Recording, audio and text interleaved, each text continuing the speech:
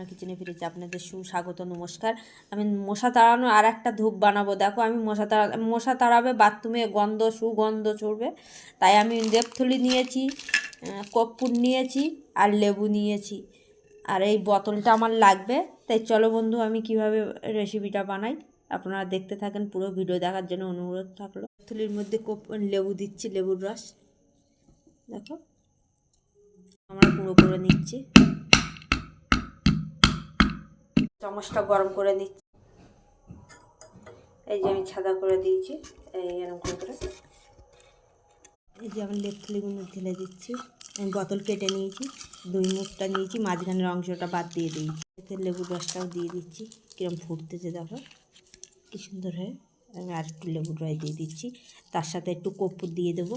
মশা বাথরুমে রেখে দেবে, সুগন্ধ, মশা মাছি সব চলে যাবে। এই দেখো আমি এবার আটকিয়ে দেবো, বাথরুমে রেখে দেবো, মশা মাছি সব চলে যাবে। কী সুন্দর করে, আপনারা ভালোবাসলে কমেন্ট করে জানিও প্লিজ। দেখো কী সুন্দর গন্ধ বেরোচ্ছে ধূপ। এইভাবে আমি বাথরুমে রেখে দেবো।